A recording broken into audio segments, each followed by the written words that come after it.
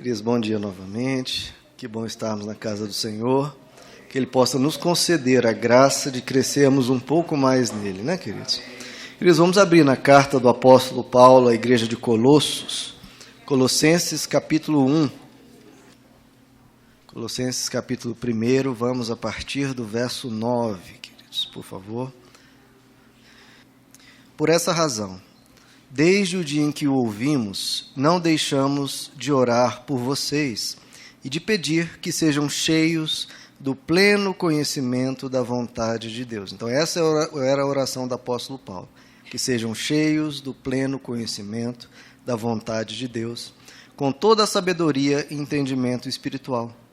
E isso para que vocês vivam de maneira digna do Senhor, e em tudo possam agradá-lo, frutificando em toda boa obra, crescendo no conhecimento de Deus e sendo fortalecidos com todo o poder, de acordo com a força da sua glória, para que tenham toda a perseverança e paciência com alegria, dando graças ao Pai que nos tornou dignos de participar da herança dos santos no reino da luz. Até aqui, queridos. Vamos orar. Senhor Jesus, que o Senhor possa responder essa oração do apóstolo Paulo, que é a nossa oração também. Que o Senhor nos faça cheios do pleno conhecimento da Tua vontade. Porque é isso que queremos, Senhor, agradar a Ti, viver de maneira digna e crescer cada vez mais no Evangelho, nos tornando conforme a imagem do Teu Filho. Produz a Tua obra, Tua boa obra na igreja, fala aqui conosco, eis aqui a Sua noiva, Senhor. Que o Senhor possa produzir aqui a Tua vontade, que o Teu Espírito fala a cada coração, em nome de Jesus. Amém. Podeis assentar, queridos. Bom, nós vemos nesse texto aqui que esse deve ser um objetivo da igreja, de todos nós como cristãos, sermos cada vez mais cheios do pleno conhecimento da vontade de Deus. Porque sabendo a vontade de Deus, não é que você vai saber qual a melhor empresa para trabalhar, qual o melhor carro para comprar. Nunca foi isso o princípio, o objetivo de Deus com a vontade dele. A vontade dele é em relação às coisas eternas, as coisas de quem nós somos, como é a nossa vida, como nós enxergamos a pessoa que queremos viver diante de Deus. É o que o apóstolo Paulo diz. Vontade de Deus para quê? Para que vivam de maneira digna e possam agradá-lo. Esse é o objetivo de você conhecer a vontade de Deus, queridos. Outras coisas são absolutamente secundárias. E como a gente sabe o que agrada de Deus? Como nós sabemos qual é a vontade de Deus? Nós lemos aqui 3 coisas. Olhem aí comigo. Colossenses 1, no verso 10. E isso, conhecer a vontade de Deus, para que vocês vivam de maneira digna do Senhor e em tudo possam agradá-lo. Como? Frutificando em toda boa obra. Então, a primeira coisa é isso. Aquilo que frutifica, aquilo que são boas obras. Segundo ponto, crescendo, aquilo que te faz crescer, que te faz melhorar, que te faz se tornar alguém mais parecido com Deus. Crescendo no conhecimento de Deus e sendo fortalecidos com todo o poder, de acordo com a força da sua glória. Então, são 3 princípios, queridos, da vontade de Deus, de você saber o que é correto, o que é justo, e diferenciar daquilo que é mal, daquilo que não é bom para você e para os outros. É aquilo que é uma boa obra, aquilo que frutifica, aquilo que te faz crescer, faz as pessoas crescerem, melhorarem, e aquilo que te fortalece. Em outras palavras, o apóstolo Paulo nos ensina lá em 1 Coríntios 10 e 1 Coríntios 10 e 1 Coríntios 6. Tudo é permitido. Na vida do cristão, tudo é permitido, tudo está liberado. Você não deve viver como uma pessoa presa, pelo contrário, você deve viver como uma pessoa livre. Tudo é permitido. Mas, obviamente, e aí é um cuidado, uma proteção, um alerta, que você tem que estar vigilante. Tudo é permitido, viva de forma livre, mas tenha cuidado, porque nem tudo convém. Ou seja, no texto que nós lemos hoje, nem tudo frutifica, nem tudo é uma boa obra, nem tudo convém. Tudo é permitido, mas nem tudo edifica. Nem tudo te faz crescer, te faz melhorar. E o terceiro princípio, tudo me é permitido, mas eu não deixarei que nada me domine. Tudo aquilo que escraviza, tudo aquilo que te prende, tudo aquilo que te vicia, que rouba a sua autodeterminação, que te prende, que te escraviza, isso não é bom para você. Que é o que nós lemos aqui, que nós devemos ser fortalecidos na força do poder de Deus e não enfraquecidos. Então, esses 3 princípios você pode usar para identificar qual é a boa vontade de Deus para você. Aquilo que vai te levar a viver uma vida digna, aquilo que vai te levar a agradá-lo. O que convém, o que edifica e o que não escraviza. Pelo contrário, coisas que te fortalecem, que te levam a ser uma pessoa mais livre. Deus não quer que nada te escravize. Deus não quer que nada te prenda, nada te domine, nada roube a sua liberdade. Porque Deus, queridos, Ele é um libertador por excelência. É da natureza de Deus libertar. É da natureza do amor libertar, né? O amor não quer ninguém preso. Deus, nós vemos aqui na história de Israel, Deus chegando para Abraão e dizendo: Abraão, sai da tua terra e da tua parentela, porque eu preciso te libertar dessa idolatria, desse paganismo, dessa cultura tão ruim da região que você vive. Transformar essa região toda vai ser um processo complicado. Então, saia daí. Então, quando Deus diz para Abraão, sai da tua terra e da tua parentela, Deus está libertando Abraão daquelas más influências que ele tinha ao redor. Deus, ao lidar com o povo de Israel, lá no Egito, um povo que estava sendo escravizado, que estava sendo torturado, que estava sendo massacrado por Faraó e pelo povo do Egito, Deus diz ali a Faraó: deixe o meu povo ir. Agora, deixe o meu povo ir. Então Deus liberta Israel da escravidão, da opressão, do medo. Deus sempre libertando. No livro de Juízes, da mesma forma. O povo caía no domínio, sob o domínio de alguma nação cruel, sob o domínio de uma nação violenta. Deus levantava um juiz, levantava um libertador para libertar o povo de Israel. Então Deus, ele está sempre do lado daqueles que estão sendo dominados, estão sendo presos, estão sendo massacrados por outros. Porque Deus é um libertador por excelência. O oposto disso é um engano que o diabo usa desde o Éden. O diabo tenta passar essa imagem de Deus para as pessoas, ou seja, que Deus te prende, Deus te limita, Deus te cerceia, Deus, ele quer te dominar e roubar, né, a sua liberdade. Esse é o engano. O que o diabo fez lá no Éden, a serpente? Ele chegou para Adão e Eva e diz: olha, Deus está prendendo vocês aqui. Vocês acham que esse lugar é um paraíso, que é maravilhoso, mas vocês estão, na verdade, presos. E esse é o engano. E é um engano até hoje, porque as pessoas do mundo lá fora pensam, né, dos cristãos, eles estão presos, eles estão cerceados, estão com a liberdade tolhida, né? Deus cerceia vocês, tolhe a liberdade de vocês. Quando Deus, na verdade, o que ele estava fazendo com Adão e Eva? Estava protegendo, estava dando uma total liberdade para eles de viver num lugar em paz, um lugar pacífico. Ele deseja tanto, e essa é a vontade dele, a liberdade, que ele inclusive deixou uma porta de saída. Porque se ele fosse alguém que prende, ele fechava todas as saídas e ninguém saía de lá. Pelo contrário, ele deixou uma porta de saída para quem quisesse, não o quisesse mais, tivesse a liberdade de sair. E esse é o princípio da eternidade daqueles que não vão ter Deus para a eternidade. Deus permite que pessoas digam não para Ele. Imagina, como assim não? Deus, se Ele quisesse, Ele forçava e impunha a vontade dEle, mas não, Ele permite que as pessoas digam não para Ele. Lá em João capítulo 6, chega um momento que Jesus dá uma mensagem, a multidão o abandona, vários discípulos de Jesus o abandonam, porque Jesus, além dos 12, tinha uma outra quantidade de discípulos, pelo menos 70, e muitos desses discípulos abandonam Jesus. E sobra apenas os 12. E Jesus olha para os 12 e diz o quê? Não querei vós ir também? Porque Ele, Deus, quer dizer, trabalha com a liberdade. Façam as suas escolhas, Deus dá sempre a liberdade para as pessoas. Agora, quem na verdade quer prender o ser humano? Quem na verdade quer escravizar o ser humano é justamente Satanás, justamente é o poder das trevas. Quando Satanás chamou Éden de prisão, na verdade ele estava enganando o ser humano e levando o ser humano para a prisão que era fora do Éden, né? Tirou-os da liberdade e os jogou na prisão.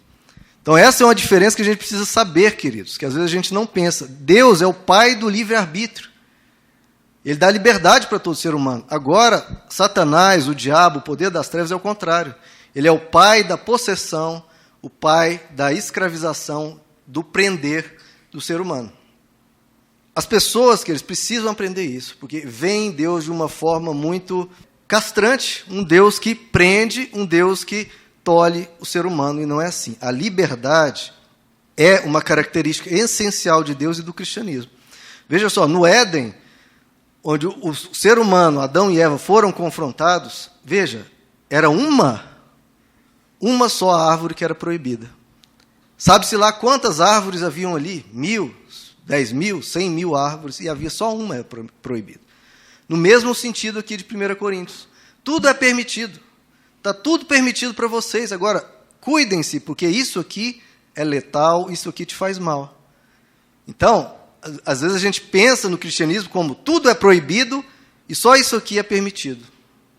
E essa visão, queridos, entristece a alma, essa visão esmaga a alma do ser humano, porque o ser humano quer uma vida leve, quer uma vida tranquila, quer uma vida livre.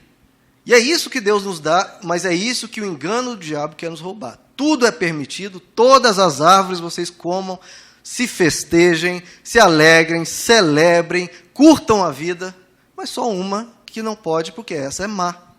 E aquilo que é mal, é claro que Deus vai dizer, olha, não faça isso com você mesmo.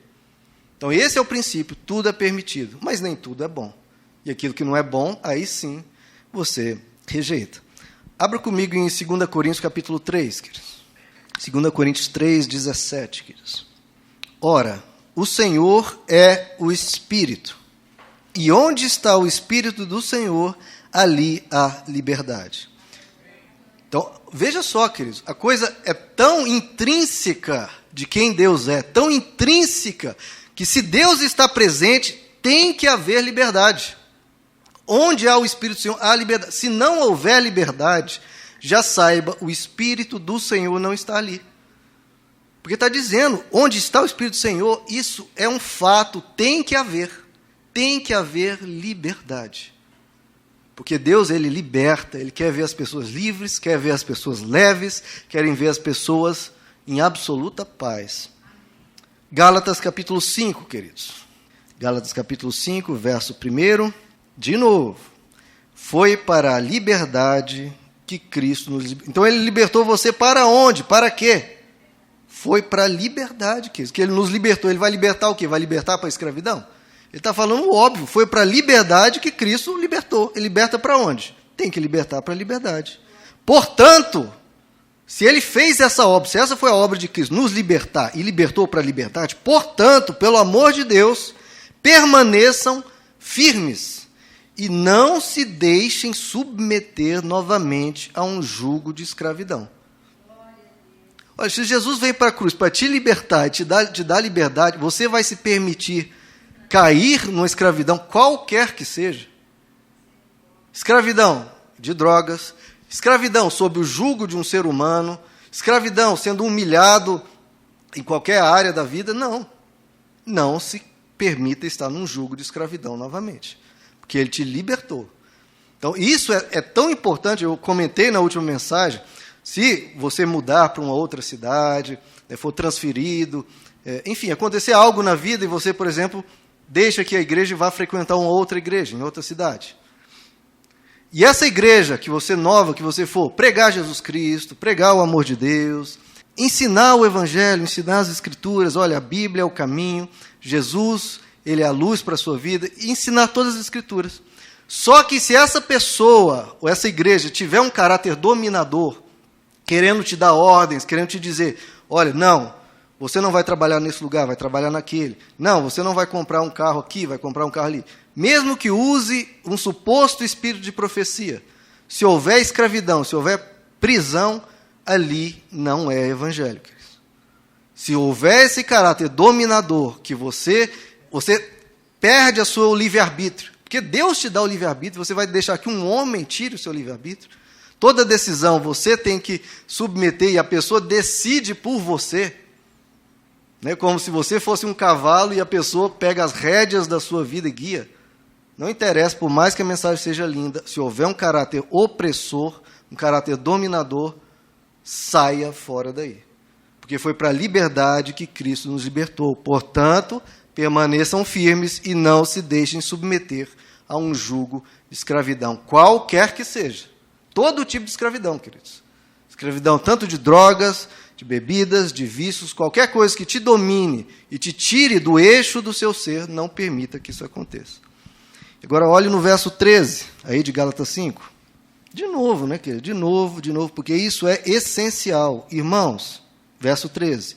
Vocês foram chamados. Então Deus foi lá no seu coração, bateu no seu coração e te chamou. Te chamou para onde? Para a liberdade. É óbvio, né? E ele explica aqui de novo isso. Mas não usem a liberdade para dar ocasião à vontade da carne. Claro, você vai usar a liberdade para cair de novo na prisão? Não. Ao contrário, sirvam-se uns aos outros mediante o amor. Então veja, o que nós já lemos? Só nesse curto espaço de tempo, em 3 versículos. Onde está o Espírito de Deus? Tem que haver liberdade. Se não houver liberdade, não está o Espírito de Deus. Segundo, que foi para a liberdade que Cristo nos libertou e, portanto, não podemos cair em nenhum jugo de escravidão, nenhum. E terceiro, foi para a liberdade que nós fomos chamados. É tudo liberdade, queridos. Em João capítulo 8, não preciso abrir, senão a gente vai passar o resto do dia abrindo só sobre isso. Jesus diz, quando vocês conhecerem a verdade, o que acontece? Conhecereis a verdade e a verdade vos libertará. Mas e se uma verdade te prende? Você já sabe que não é verdade. Porque Jesus diz que a verdade, ela liberta. A verdade, ela amplia. A verdade, ela quebra grilhões. Nós cantamos aqui, ele quebra cadeias. Quebra enganos, quebra mentiras, quebra aquilo que te escraviza, aquilo que rouba a sua liberdade e te prende. A verdade, ela liberta. Até o apóstolo Tiago, né, que é a carta dele, né, Tiago, irmão de Jesus, a carta dele é uma das cartas assim, um pouco mais rígidas em relação a Pedro, em relação a Paulo, quanto mais em relação a João. Tiago ele tinha uma característica de uma pessoa um pouco mais rígida. Até Tiago, que tinha essa personalidade mais forte, né, mais incisiva, mais determinante, ele diz lá em Tiago capítulo 1, verso 25, que o ensino perfeito do Evangelho traz a liberdade. O ensino de Jesus, o ensino das Escrituras tem esse objetivo, trazer a liberdade, sempre. Então, queridos, isso é uma característica tão essencial do cristianismo, do Evangelho, de Deus. É porque Deus é amor, queridos, e o amor, ele sempre quer ver o outro livre. A paixão não, né? Aquela coisa possessiva que não interessa se a pessoa quer ou não quer, ela obriga a pessoa a estar ali. O amor não, ele quer uma reciprocidade livre. O amor quer que o outro o ame, sem pressão, não colocando a pessoa sob ameaça, não colocando a pessoa sob o medo, não obrigando a pessoa, não coagindo a pessoa. Então, o amor, ele tem isso, querido, de querer que o outro responda livremente e diga, eu te amo livremente. Deus não é uma pessoa que põe uma arma na sua cabeça e diz, olha, diga eu te amo. Porque isso não faz sentido algum. É por isso que Deus, no Éden, deixa uma porta de saída. Por isso que Jesus, quando ele ensina, quando ele prega, ele sempre deixa as pessoas irem embora, se elas quiserem. Porque não vai ameaçar, não vai pressionar, não vai colocar a pessoa sob medo. Não. Porque obedecer, queridos, obedecer, seguir por obrigação, não é seguir no coração. Nesses estudos do WhatsApp, que a gente tem estudado, uma das coisas que mais me impressiona é o quanto, e isso o tempo todo, é difícil você achar um capítulo onde os religiosos, onde aqueles que conheciam as Escrituras, muitos deles conheciam de cor, pessoas que diziam que conheciam Deus, pessoas que iam ao templo, pessoas que jejuavam, pessoas que oravam, aqueles que eram ditos mais fervorosos, eram os que mais se escandalizavam com Jesus. Jesus era um escândalo tremendo para eles, tanto é que são eles que encomendam a morte de Jesus. E por que Jesus era um escândalo tão grande para esses, justamente os religiosos de Deus, entre aspas? Porque Jesus estava o tempo todo libertando as pessoas. É o tempo todo Jesus chegava para um pecador, para um corrupto, para um mesquinho, para um endemoniado, e Jesus, em vez de acusar, ofender, humilhar, ameaçar, não, ele chegava e libertava as pessoas. Isso era um escândalo, porque os religiosos, ao contrário, eles estavam cerceando, estavam querendo controlar, querendo dominar. E Jesus não sempre libertava. Jesus libertava dizendo, primeiro, para não julgarem, porque na medida que você julgar, você será julgado, então não julgue essa pessoa.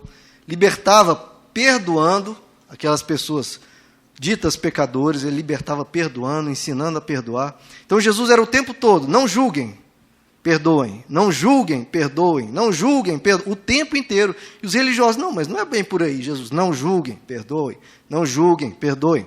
Claro que ele também dizia, não peques mais. Mas antes do não peques mais era, não julguem, perdoem. Antes, a gente vê a mulher adúltera, pega em flagrante em adultério, a multidão se reúne com pedras nas mãos e dizendo, mestre, a lei diz que nós devemos apedrejá-lo. O que dizes? Jesus diz, não julgue. Primeira coisa, não julgue. Se algum de vós que não tenha pecado, seja o primeiro a tirar a primeira pedra. Não é que Jesus está dizendo, olha, só quem não tem pecado pode tirar. Não, o primeiro, só o primeiro, quero só um. Um que não tenha pecado, esse pode atirar a primeira pedra e depois os outros seguem. E todos se retiram. Então Jesus diz primeiro, não julguem. E depois ele vira para a mulher e já perdoa. Ele pergunta, onde estão os teus acusadores? Ela diz, olha, mestre, se foram. E ele diz, eu também te perdoo. Agora vá e não peques mais. Vá, recomece sua vida, dirija a sua vida de uma melhor forma, tenha mais sabedoria, não caia nesse tipo de males que vão apenas destruir vocês. Então veja o caráter de Jesus, a bondade de Jesus, mesmo diante do pecado, mesmo diante do erro, mesmo diante da maldade, Jesus chegava com ternura, libertando. Libertando primeiro a pessoa dos acusadores, dizendo, não julguem, afastem-se. Perdoando, olha, o que você fez, você está perdoado. Agora, recomece a sua vida. Sempre isso, libertando. Não julgue, perdoado está, e vá em paz, vivendo uma vida melhor. Quando ele chegava com uma pessoa endemoniada, da mesma forma, uma pessoa para estar endemoniada, queridos, a pessoa tem que ter um coração perverso, tem que ter aberto o coração para entrar aquele tipo de possessão. A pessoa tem que ter sido muito perversa, tem que ter um caráter muito abominável para isso acontecer. Um caráter mau mesmo.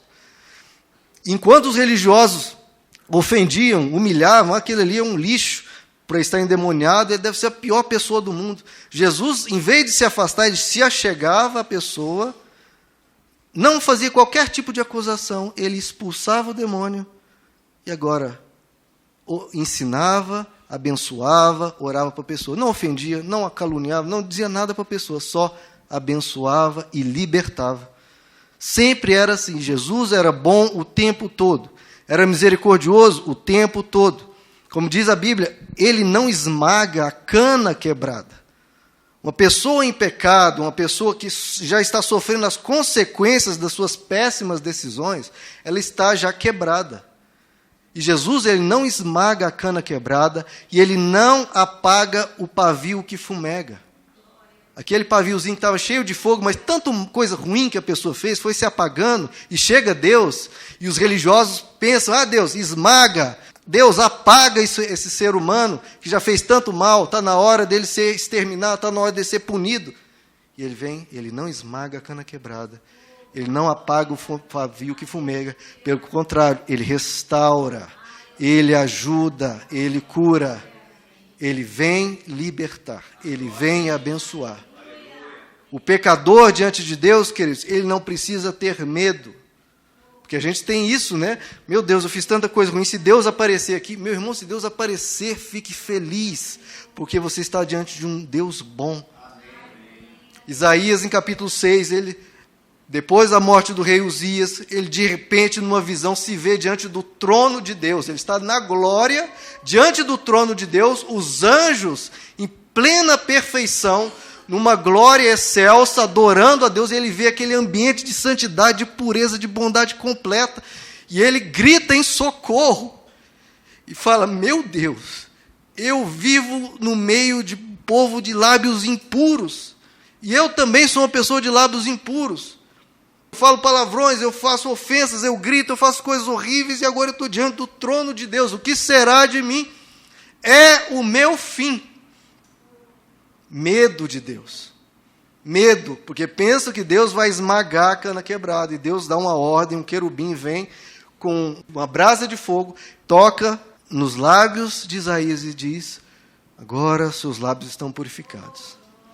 A Bíblia diz que ainda, queridos, ainda que as nossas vestes estejam vermelhas, manchadas como a escarlate, tão vermelha que seja, elas vão se tornar tão brancas quanto a neve.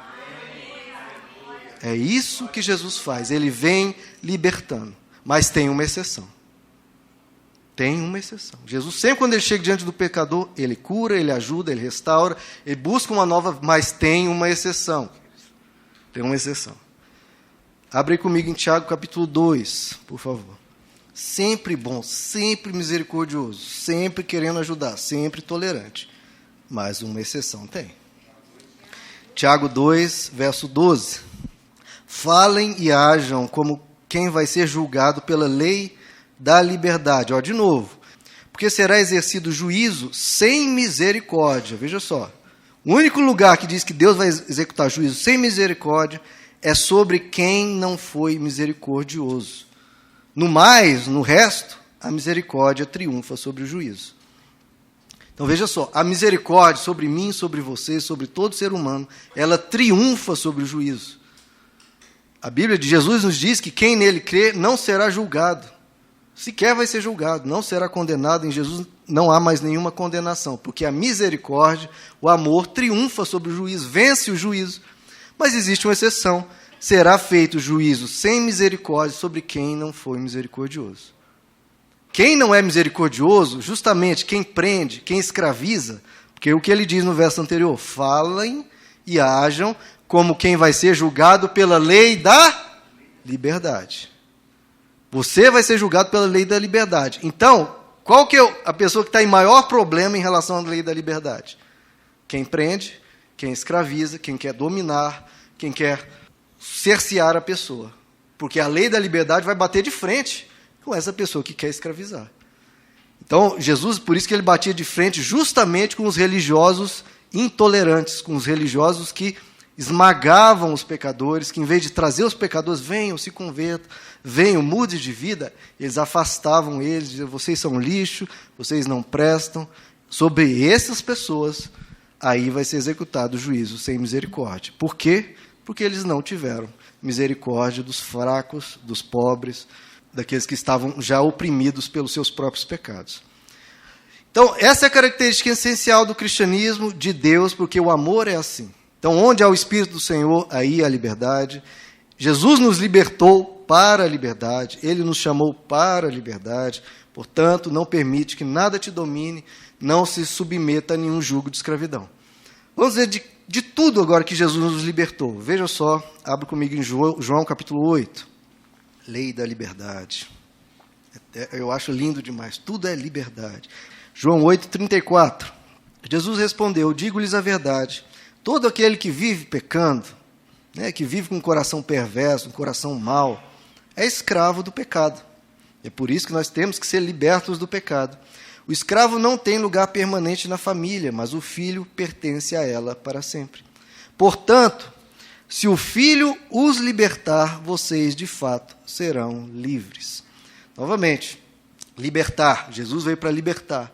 E se nós somos libertos pelo Filho, nós verdadeiramente somos livres. Então, a primeira coisa que Deus nos liberta é nos libertar do pecado. Não do pecado como algo eventual, porque isso nós vamos continuar até o resto da vida tendo as nossas falhas. Mas do pecado como uma forma de vida, como uma forma de viver, uma pessoa que peca reiteradamente e que não há arrependimento e quer ser má, quer ser perversa. Disso ele nos liberta. E disse, se o Filho vos libertar, vocês de fato serão livres. Então, quando a pessoa vem para Jesus, ocorre esse novo nascimento, onde a pessoa decide, eu não vou mais ser escravo da maldade, eu não vou ser mais uma pessoa perversa, uma pessoa cínica. Não, eu vou querer andar nessa liberdade de ser uma pessoa boa. 1 Pedro, queridos, por favor. 1 Pedro, capítulo 2. 1 Pedro 2,16. Veja que coisa linda, queridos. Vivam como pessoas livres. Isso aqui é uma ordem, queridos. Vivam como pessoas livres. Só, claro, não usem a liberdade como desculpa para fazer o mal. Porque aí você não está livre, você vai ser escravo de novo. Vivam como servos de Deus. Então, esse é um princípio do Evangelho, queridos. De novo, que parece que é o oposto que muitas vezes vem na cultura de quem se diz cristão. Porque parece que tudo é não e poucas coisas são sim. Não, tudo é permitido. Viva como uma pessoa livre. Você foi liberto de tudo, inclusive do pecado. Você não está escravo do pecado. O pecado vai ser aqui, vai ser ali, mas você decidiu ser uma pessoa boa e seguir a Cristo. Viva como uma pessoa livre, queridos. Viva uma pessoa leve, tranquila. Colossenses capítulo 2, queridos, agora, por favor. Colossenses 2, verso 13. Quando vocês estavam mortos em pecados e na incircuncisão da sua carne, ou seja, fazendo um monte de coisa errada na vida, Deus os vivificou com Cristo.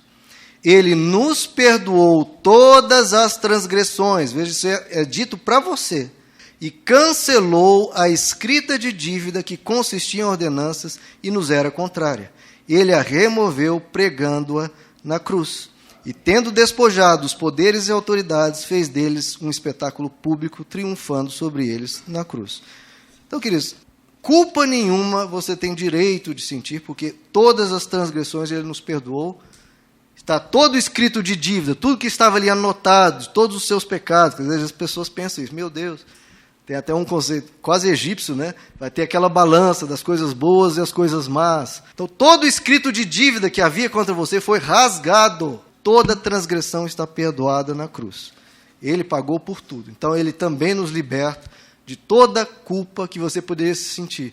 Há 5 anos atrás, há 10 anos atrás, há 15 anos atrás, eu fiz tal coisa está perdoado na cruz, tal coisa foi rasgada pela mão de Deus. Foi Deus que rasgou. Então não existe mais condenação. Quem nos acusará? Se é Deus que nos justifica, quem nos condenará? Não há mais qualquer culpa nem condenação.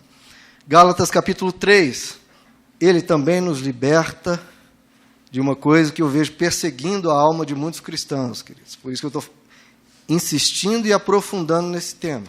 Verso 13. Cristo nos redimiu da maldição da lei quando se tornou maldição em nosso lugar, pois está escrito, maldito todo aquele que for pendurado no madeiro. Então, Cristo nos redimiu da maldição. Maldição da lei e qualquer tipo de maldição. Então você vai pensar, será que há uma maldição hereditária? Há uma maldição? Meu irmão, isso não existe. Porque Jesus te redimiu de toda maldição. Porque Ele se fez maldição no seu lugar. Mas se tinha uma maldição hereditária sobre uma família, fizeram uma macumba, uma magia, uma oferenda. Meu irmão, tudo isso foi jogado sobre Cristo.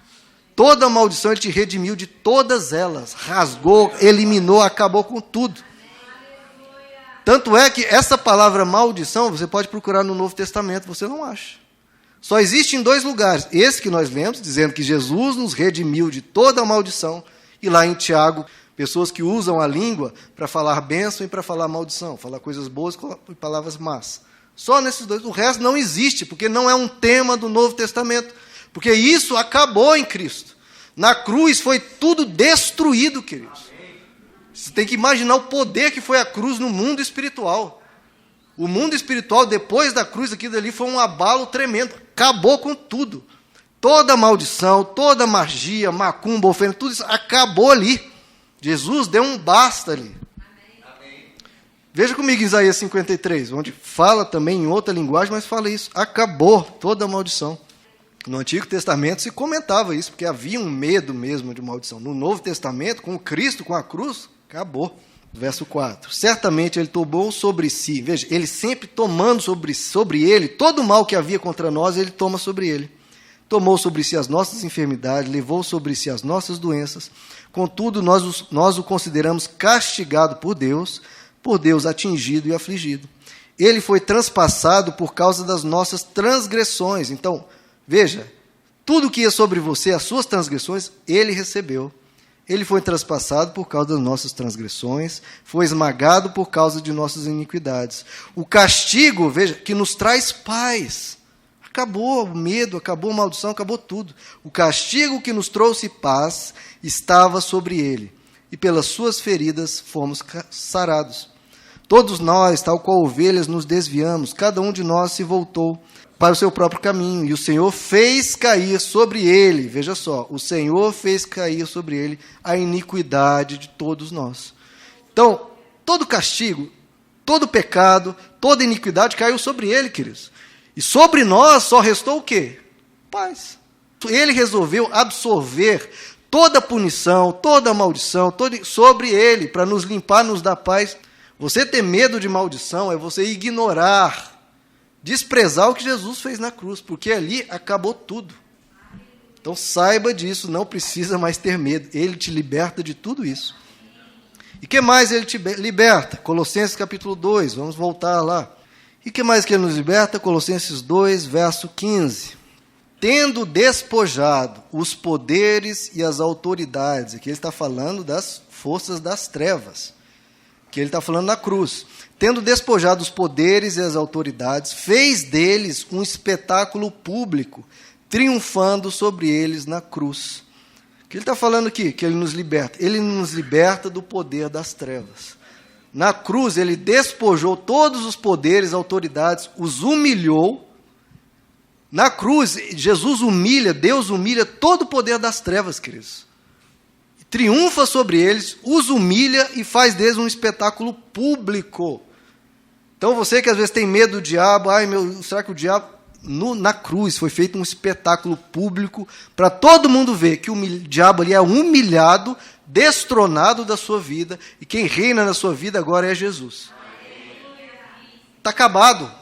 Cristão não é possuído, cristão, a vida dele não é determinada pelo diabo, a sua vida é determinada por Deus. É Deus agora que está no controle, na direção do seu futuro. Veja no verso 9 de Colossenses 2. De novo, o poder da cruz, queridos, no mundo espiritual, é uma vitória completa, não é uma vitória mais ou menos, não, venceu, não, é uma vitória completa, perfeita. Veja no verso 9. Olha o estado de você em Cristo. Em Cristo habita corporalmente toda a plenitude da divindade. Certo? Em Cristo há Deus, ele é plenamente Deus. Ok. E por estarem nele, veja só, você está nele, porque recebeu Jesus no seu coração, você está nele, que é o cabeça de todo o poder e autoridade, vocês receberam a plenitude. Então o que está dizendo? Você está em Jesus. Agora me diga, é como se houvesse Jesus e você estivesse dentro dele. Agora, o que o diabo vai fazer contra você se você está dentro de Jesus? Você está em Jesus. Vai fazer o quê? É só se ele passar por cima de Jesus para te fazer algo contra você, pelo amor de Deus, queridos. Jesus nos diz que ele edificaria a sua igreja e as portas do inferno não prevaleceriam contra ela. Acabou. Mas você fala, mas Jesus foi quem mais falou do poder das trevas, Jesus foi quem mais falou do inferno. É verdade. Mas falou isso para aqueles que não haviam se convertido. Aqueles que precisavam se converter, e falava isso como um alerta.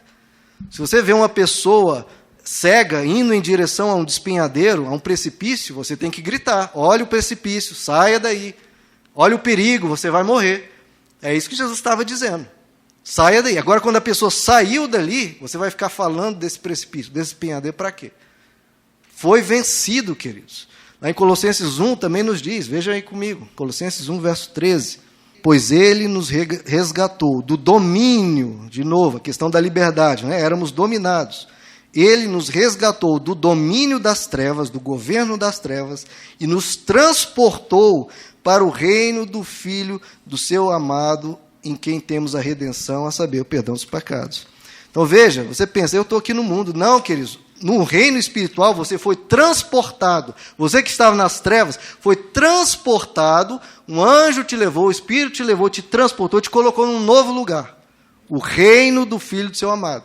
E você acha que o diabo vai entrar nesse reino do Filho, do amado de Deus, e vai fazer o quê? Vai ser humilhado, espancado lá para todo lado. Não, acabou esse poder. 1 João capítulo 5. Esse aqui para fechar com chave de ouro. E sabe, queridos, eu tenho uma coisa com isso, porque as pessoas pensam, não, mas pastor, você está falando isso, né? Falando que o diabo foi humilhado publicamente, que a cruz acabou com ele. Você não tem medo quando você sair da igreja? O diabo vai te atacar. Meu irmão, vai me atacar com o quê? Eu estou debaixo da proteção de Deus. Pode vir ele, o inferno inteiro. Eu falo que pode vir o inferno inteiro. Porque eu não confio em mim, confio naquele que diz que me guarda. Não dormita o guarda de Israel. Vai querer me tocar? Vai ter que passar sob o meu Deus. Vai ter que vencer Deus. E boa sorte para vencer Deus. Boa sorte. Ele é todo poderoso. A gente fala isso. Cultiva essa doutrina. Deus é todo poderoso. Ele é onisciente e vive morrendo de medo das trevas. Meu irmão, é Deus que te guarda. E é isso que vamos ler aqui em 1 João capítulo 5. O diabo só te ataca se você chegar e dizer, olha aqui o diabo, toma o poder sobre a minha vida. Eu vou começar a adulterar, eu vou começar a roubar, eu vou começar a ser desonesto. Aí, meu irmão, você escancara, aí é outra história. Você escancara e diz, diabo, pode entrar, porque eu estou na tua turma. Aí é outra história. Agora, se você está em Deus, seguindo a Deus e nele, vai te atacar como? Agora, se você sai do reino de Deus, sai de dentro de Jesus, onde nós estamos, se você sai de lá de dentro, e vai, aí, meu irmão, aí você está indo para um lugar perigoso. 1 João 5,18. Sabemos que todo aquele que é nascido de Deus, quem é que é nascido de Deus? São poucos. Quem é que é nascido de Deus, por favor? Sabemos que todo aquele que é nascido de Deus, está falando de você, não está no pecado, ok? Que eu falei, não está saindo da cobertura de Deus, não está se entregando às trevas. Aquele que nasceu de Deus o protege. E o maligno, queridos, não o atinge. É por isso que eu falo com toda segurança. Porque quem é que me protege? Sou eu? Não, é aquele que nasceu de Deus, Jesus. Jesus está aqui na minha frente e o maligno não me atinge. Tem uma outra versão, que é basicamente a mesma coisa, diz que o maligno não me toca. O diabo não consegue encostar um dedo, nem para... Não, deixa eu fazer, Jesus, deixa eu fazer uma cosquinha nele. Não, o maligno não te toca. Acaba com isso, queridos. A cruz acabou, despojou todo poder e autoridade, fez deles um espetáculo público e triunfou sobre eles. Acabou. Quem vem para Jesus, está nele, está debaixo da proteção daquele que nasceu de Deus, que é Jesus. O maligno não atinge. A menos que Deus tenha um propósito. No caso de Jó, Deus tinha um propósito. No caso de Pedro, também Deus tinha um propósito. Então, há casos especiais que Deus tem um propósito. Mas tudo, quem está no controle é Deus. Porque Deus o protege. A vida, o diabo não faz o que quer na sua vida, não vem. Não, porque você está debaixo da cobertura dele. Sempre. Então acaba o medo, queridos.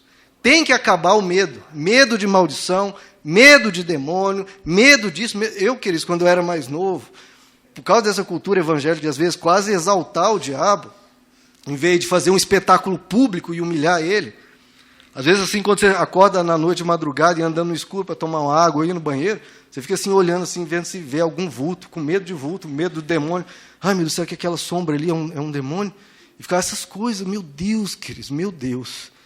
E hoje, assim, eu levanto, não pode aparecer, cadê vocês? Vamos lá, aparece. Eu não estou nem aí, querido, nem aí. Porque Jesus me protege, o maligno não me toca. Acabou, acabou. Não dê poder a quem não tem mais poder. Na cruz acabou tudo. Obra completa. Finish. Foi vencido todo o poder das trevas. 1 João capítulo 4, queridos, algumas páginas aí. Nos liberta da culpa, do pecado, da maldição, do diabo. Nos liberta também do medo.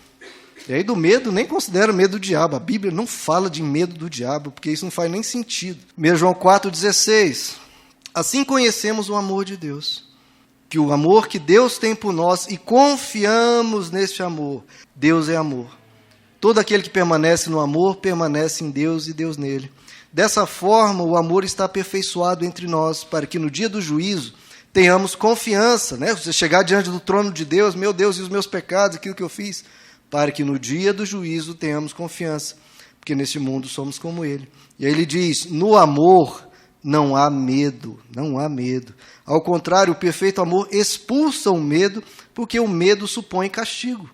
Aquele que tem medo não está aperfeiçoado no amor.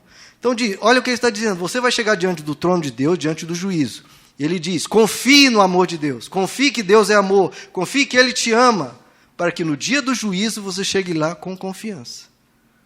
Porque, o que acontece? No amor não há medo. Porque o medo, por que surge o medo no coração? Porque você tem medo do castigo. E as pessoas têm medo de Deus porque supõem castigo. Ele ainda diz, supõem castigo. Mas o amor, o perfeito amor que Deus tem por nós, se você crê nesse amor, lança fora todo o medo. Não é para ter mais medo de Deus, pelo amor de Deus, querido. Você está diante do ser mais bondoso, mais misericordioso e que te perdoou, ainda demonstrou o seu amor por nós, morrendo por nós quando ainda éramos pecadores. Então, se você tem medo, o que o João nos diz? Você não está aperfeiçoado no amor. Ainda não está confiando no amor de Deus. Então, Jesus ele nos liberta de todo e qualquer medo. Romanos 7, verso 4. Jesus também nos liberta da lei, como eu falei, do rigor excessivo, aquela coisa dos fariseus, de esmagar a pessoa, extrema rigidez, extrema pressão. Se você não ser absolutamente perfeito, você não pode errar em nada, você vai estar com Deus no seu calcanhar te perseguindo. Não, você está liberto da lei também. Romanos 7, verso 4.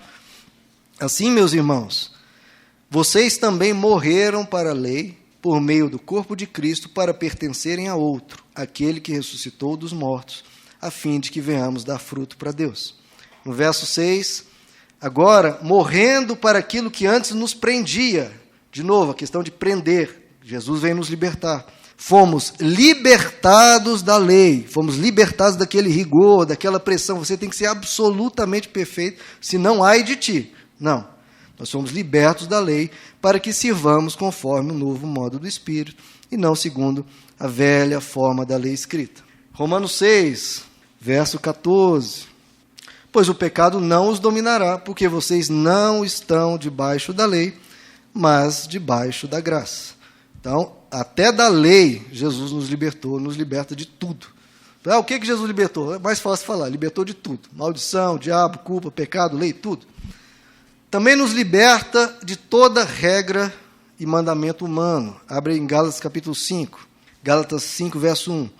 Foi para a liberdade que Cristo nos libertou, portanto, permaneçam firmes e não se deixem submeter novamente a nenhum jugo de escravidão. Colossenses 2, verso 8. Tenha cuidado, olha só, para que ninguém os escravize, ninguém, não importa a titulação da pessoa, a filosofias vãs e enganosas que se fundamentam nas tradições humanas e nos princípios elementares deste mundo e não em Cristo. Então, nós seguimos a Cristo, princípios elementares, regrinhas, etc. Eu comentei, teve igrejas que proibiam pessoas de andar de bicicleta, proibiam pessoas de assistir jogo da seleção. Da onde que tira isso, Cristo? Tudo é permitido, tudo é permitido. Só não é permitido aquilo que não convém, aquilo que não edifica, aquilo que te escraviza.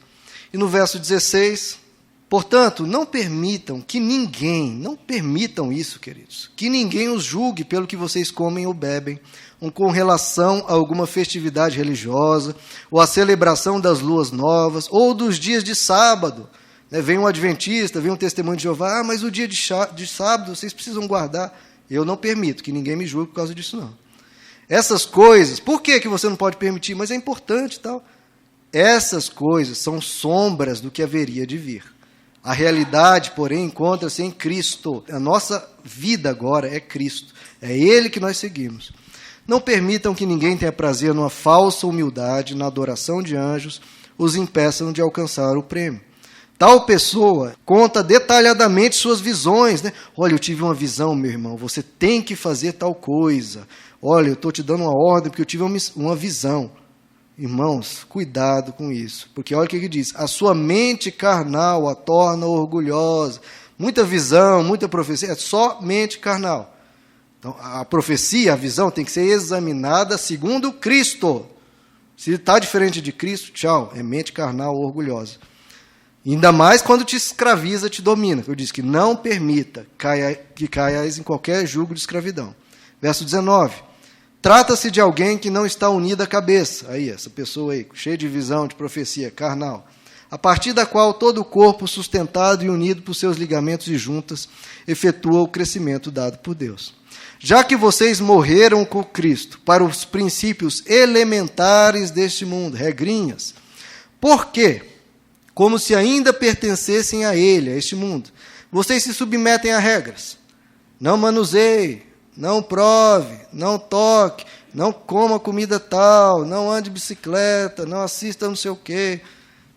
Todas essas coisas estão destinadas a perecer pelo uso, pois se baseiam em mandamentos e ensinos humanos. Ensinos humanos. A nossa vida, queridos, agora é Cristo. Como eu falei, é Cristo. Tudo é permitido. Nem tudo convém, nem tudo edifica, e não deixe nada te domine. E vá para Cristo, sempre. Essas regrinhas, olha só, esses rigores que alguns tentam colocar, têm, de fato, aparência de sabedoria, realmente, né? Parece algo sábio. Com sua pretensa religiosidade, falsa humildade e severidade com o corpo. Ah, meu irmão, você tem que ser mais severo com o seu corpo. Mas não tem valor algum para refrear os impulsos da carne. Então, qual que é a recomendação? Viva como uma pessoa livre, não permita que ninguém te julgue, não permita que ninguém te escravize. Nada disso, queridos, nada disso. E ele nos liberta até dos homens, dos seres humanos. Em Mateus 23 diz, entre vós não haja ninguém que seja chamado de rabi, de pai, de chefe, nada disso, pois todos vocês são irmãos. Todos vocês são irmãos. Então, ninguém pode chegar com você como um chefe espiritual seu, como um pai espiritual, e te dar ordens e dominar a sua vida. Não, entre vocês todos são irmãos, e vocês só têm um mestre, um só Senhor, um só chefe, que é Jesus Cristo. Está lá em Mateus, capítulo 23. Ele também nos liberta do passado. Como que Jesus nos liberta do passado? Te ordenando a perdoar. Perdão é algo essencial do cristianismo. Você só se liberta do seu passado, de traumas, de traições, de pessoas más, de pessoas que te magoaram, você só se liberta disso perdoando. Você perdoando, você não apenas liberta o outro, você se liberta dos outros, se liberta da raiva, do ódio, da amargura, do rancor. Então você precisa perdoar, aí cabe uma decisão sua. Então, queridos, deixando bem claro, na cruz morreu tudo isso. Deus te libertou de tudo lá na cruz. Te libertou do pecado, da culpa, da maldição, do diabo. Tudo isso ele levou sobre ele. Libertou de regrinhas, te libertou da lei, enfim. E essa era sempre a mensagem do Evangelho. Quando eles foram pregar o Evangelho, eles anunciavam o perdão, anunciavam o fim do medo, anunciavam o fim da maldição, anunciavam o fim dos poderes das trevas. Era isso que os apóstolos pregavam. Acabou tudo. Jesus veio na forma de Deus e acabou com tudo isso. Cristo, não há mais condenação, não entramos em juízo, o escrito de dívida foi rasgado. Na cruz, Jesus grita, tetelestai, está pago, está consumado. Ele falou, olha, não ficou uma coisinha ou outra, não, olha, terminei quase tudo. Não, está consumado, acabou tudo aqui. Então, na cruz, em Jesus, nós somos livres de tudo. Se o Filho vos libertou, então, verdadeiramente, sois livres. Amém, queridos? Vamos ficar de pé? Vamos orar, queridos? Senhor Jesus, queremos primeiro te agradecer, Senhor, pela obra da cruz, que nos redime de toda maldição, que nos liberta, é a redenção completa, por estar tudo consumado. Não precisamos ter a nossa alma perseguida por vultos, nem por maldições do passado, que a gente não sabe o que fizeram, se nossos antepassados fizeram acordos com o diabo, com magia negra, mas tudo isso acabou na cruz. Não precisamos ter mais medo, porque aquele que nasceu de Deus, Jesus, nos protege e o maligno não nos toca. Obrigado, Senhor, porque o nosso futuro está no controle das Tuas mãos. Que o Senhor não dorme enquanto nos guarda. Nós estamos protegidos e amparados por um Deus que está sempre nos libertando. E não permita, Senhor, que a gente caia em qualquer tipo de jugo, qualquer tipo de escravidão, que a gente não entregue a liberdade que o Senhor conquistou por nós a nada. Nenhum medo tenha poder sobre nós. Vem tirar do coração de todos aqui medo, Senhor. Medo de maldição, medo de demônio, medo de castigo. Não, não há mais condenação. E a pergunta que nós fazemos é: cadê?